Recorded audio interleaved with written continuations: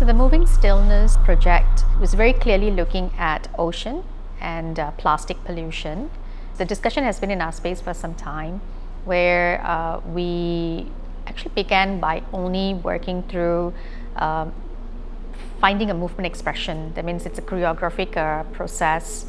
And one day when we were talking about what can we talk about next, Eva, the dancer in the work, came back and shared with us an experience about how she went to this island in Terengganu and found turtles depleting is because they were affected by all the plastic in the ocean. And she was very moved when she shared with us about the state of the turtles and the state of the ocean. And we then asked the rest of the others, especially Rianto, the choreographer as well, how he feels about the topic. And there was a lot of feelings towards the topic, and we felt that yes, as artists, it's one of our responsibilities to also save Gaia, which is the earth, and hence we looked at the ocean to begin with. And so moving stillness. So moving stillness means like, there's maybe nothing much happening, you don't feel much, but there's so much of deep pain in the ocean when we dump debris, and we're actually killing her spirit. So that's how we began the journey forward to create this work.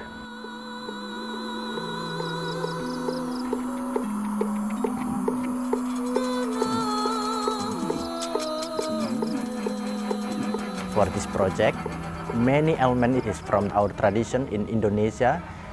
We collaboration with some element from Java and also Indians classical dance and also Thai dance. It's mostly in the Asian philosophy of the how to make this world becoming in the peaceful and beautiful ecosystem to have respect each other.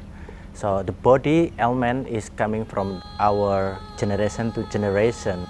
For me, this is very important project for the dance future. How to this develop in the tradition and also to the metaverse world. So how to survive with the dance in the tradition and also in the contemporary work. Yeah, with this project, virtual reality is very important for the future.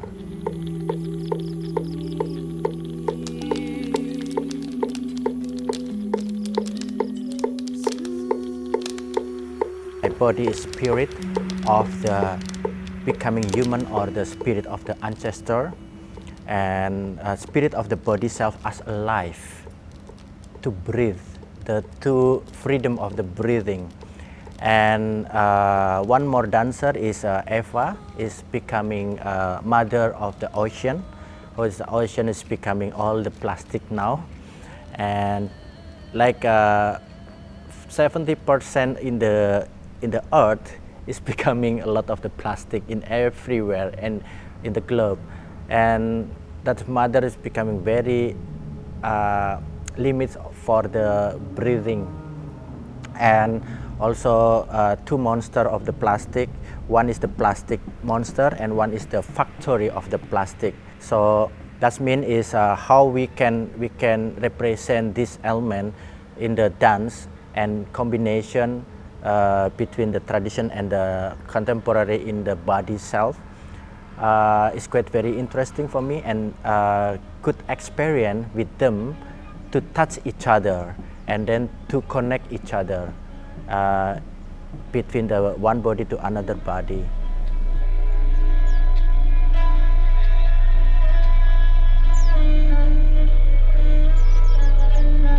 When we shoot the dance, right, it's actually quite similar with some of the past work that we have been doing during the COVID period, like behind closed doors and Stop and Smell the Roses. Yeah, so thanks to COVID, we actually have some of the experience for that, but it is actually quite different from how we normally do our conventional dance. So like the differences from how we plan or how we choreographing it is very different, because we need to get work very closely with the film director.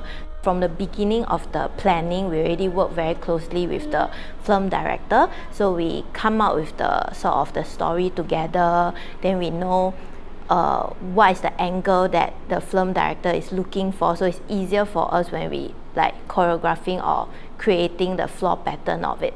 Yeah, so for VR experience, one thing that I remember we asked the film director a lot in the beginning of the process is like, so how is the audience looking at us? Is it they can look 360 degree, or is it like just looking flat 180 degree? Yeah. So once we sort of know how the audience is viewing us, then that help the choreographer to design the floor patterns, all that as well.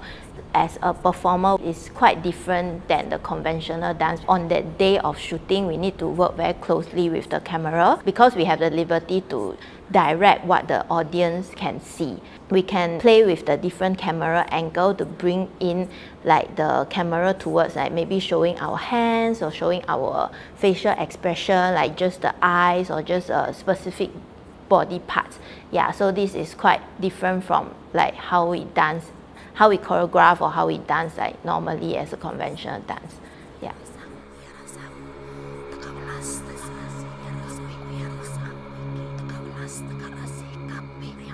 About the costume also, we try to create in the traditional and also the contemporary way, the costume from the Indian classical color and also the material from sari.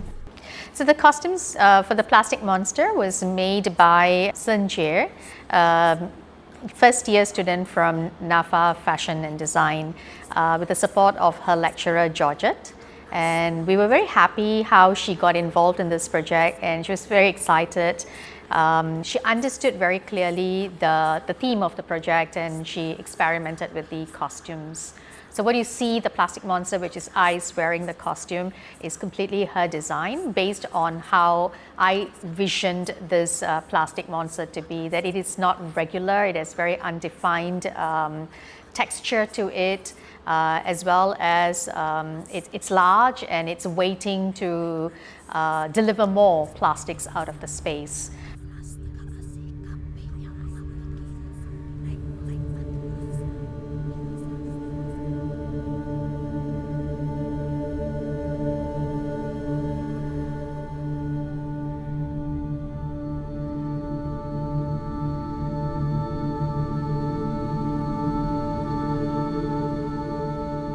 As much as I've enjoyed having the journey with creating a VR project and imagining it for physical stage, there are many ways to create, there are many ways to express. Maya's expression lies in the value of bringing the traditional form together in our contemporary presentation and also addressing social issues and messaging.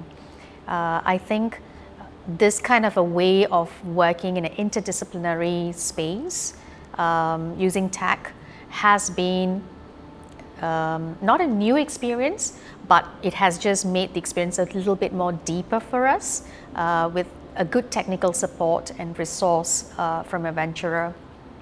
And there's a lot of possibilities we imagine moving forward together in collaboration. So this is just a start. And we'll be doing more. I also would love to see how the next project could take us to a site-specific immersive experience.